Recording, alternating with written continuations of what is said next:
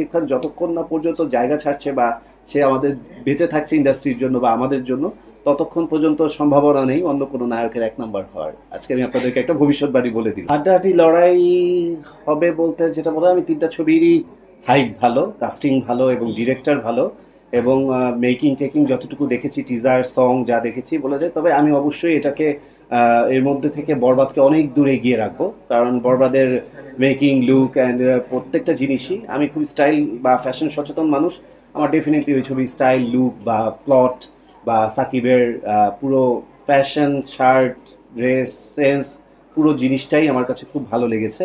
So আমার কাছে মনে হয়েছে এটা একটু ডিফারেন্ট কিছু হবে।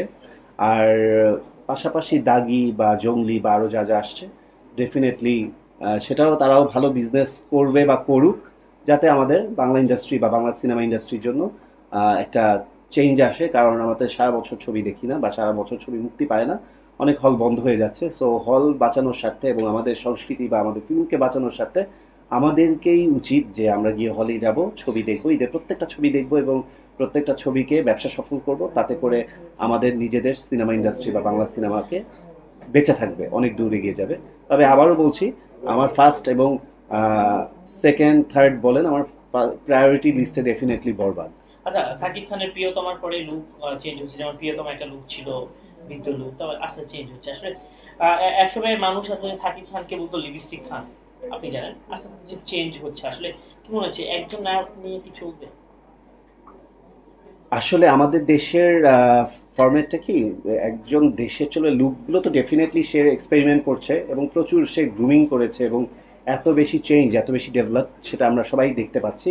আমি তো বলবো যে লাস্ট দু একটা ছবির চেয়েও এই যে বরবাদের তাকে ইয়াং লাগছে বা তাকে সুন্দর লাগছে বা লুকিং টুকিং খুবই চমৎকার, সেটা একটা বিষয়। আর আমাদের দেশের আপনারা খেয়াল করে দেখবেন, আমাদের দেশে যখন কোনো নায়ক, চিত্রনায়ক রাজত্ব করে, সেই জায়গায় সে জীবিত থাকা অবস্থায় শুধু সেই রাজত্ব করে, অন্য কখনোই কেউ, আমি কখনো কাউকে এক নাম্বার হতে দেখিনি। আপনি যদি সেই সময় থেকে নায়ক রাজ্জাক বলেন, তখনের সময় আরও অনেকগুলো নায়ক ছিল কিন্তু কেউ রাজ্জাক হতে পারেনি। আপনি জাফর ইকবালের সময় বলেন, জাফর ইকবাল যখন নায়ক ছিলেন, তার পাশাপাশি ইলিয়াস কাঞ্চন থেকে শুরু করে অনেক নায়ক ছিলেন, কিন্তু জাফর ইকবাল একজনই ছিলেন। উনি মরে যাওয়ার পর দেন জায়গাটা মানে ফিল আপ হয়েছে। এরপর এসছে সালমান শাহ, সালমান শাহর সাথে সাথে কিন্তু অনেকগুলো নায়ক এসছে, কিন্তু সালমান শাহ যখন ছিলেন তখন সালমান শাহই ছিলেন। সে মারা যাওয়ার পর আরও একজন ফিল আপ করেছে। মান্না ভাইয়ের ক্ষেত্রেও ঠিক তাই এবং সাকিব খানের ক্ষেত্রেও তাই। তো তার মানে আপনি বলতে চাচ্ছেন যে মৃত্যু পর্যন্ত, যতদিন না তার মৃত্যু হবে ততদিন পর্যন্ত সে এক নাম্বার থাকবে। আপনার কাছে এই জায়গাটা অন্য কেউ এসে ফিল আপ করবে না, করতে হলে হয়ে উঠবে না আর কি, কোনো না কোনোভাবে। কারণ বাকিদের কাছে সেই প্রজেক্ট বা সেই ধরনের বাজেট বা সেই ধরনের ফিল্ম বা সেই ধরনের প্লট স্ক্রিপ্ট কোনোটাই যাচ্ছে না। সো ডেফিনেটলি এক্ষেত্রে তো সাকিব খান ডেফিনেটলি রাজত্ব করবে এবং করবে ইনশাল্লাহ। সিনেমা প্রসঙ্গ যেহেতু আসলো, সামনে ঈদ, অবশ্যই সিনেমা দেখতে যাবেন ডেফিনেটলি। এবং যেটা বললেন যে বরবাদ দেখতে যাবেন, বরবাদ কি একা যাবেন নাকি সাথে?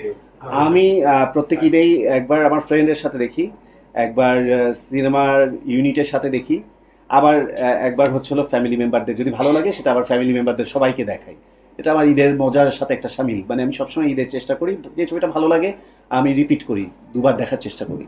প্রিয়তমা কতবার দেখেছিলেন, রাজকুমার কতবার, বা তুফান কতবার? প্রিয়তমা আমার প্রত্যেকটা, প্রিয়তমা, রাজকুমার, তুফান আমার প্রত্যেকটাই দুবার করে দেখা হয়েছে। বরবাদ কতবার দেখবেন? বরবাদ আগে একবার দেখি, দেখে কেমন লাগে, দেখার পর ভালো লাগলে ডেফিনেটলি রিপিট করব। কতগুলো ঈদ আর একা কাটাবেন? কতগুলো ঈদ কাটাবো, এই যে আমি যে আসছি, এই যে আপনাদের মহলে বা এই যে একটা পর একটা প্রোগ্রাম করছি, আপনাদের তো এটা আনন্দ পাওয়ার কথা এবং আমাকে অ্যাপ্রিসিয়েট করার কথা। ওই ঈদ একা করলাম না ধোকা করলাম, সেটার জন্য তো আপনাদের এত আক্ষেপ করার কিছু নেই। যে কোনো সময় দেখবেন যে ধোকা হয়ে গেছি, সেই ঈদটা আমি ধোকা করে করবো, আপনাদের নিয়েই করবো আর কি।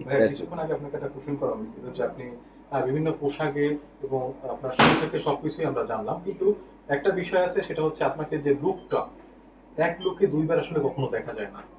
এই যে লুকটা আসলে চেঞ্জ করেন, এই চেঞ্জ করার মানসিকতা, ওই যে এই ডিজাইনগুলো আপনি কোথা থেকে? আমি বললাম যে আমি সবসময় একটু স্টাডি করি।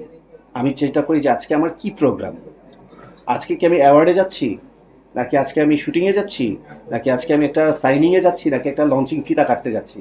প্রোগ্রামটা কি বেসিস, এটা কি beauty basis, fashion basis, educational basis, নাকি বিজনেস অন্য পারপাসে।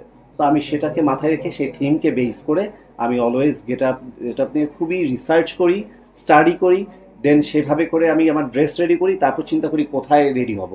আর বিগত 4-5 মাস ধরে আমি নিজে রেডি হই না, আমাকে বিভিন্ন বিউটি এক্সপার্টরা, যেমন আজকে আমাকে মাসুদ খান বিউটি জোন থেকে রেডি করা হয়েছে।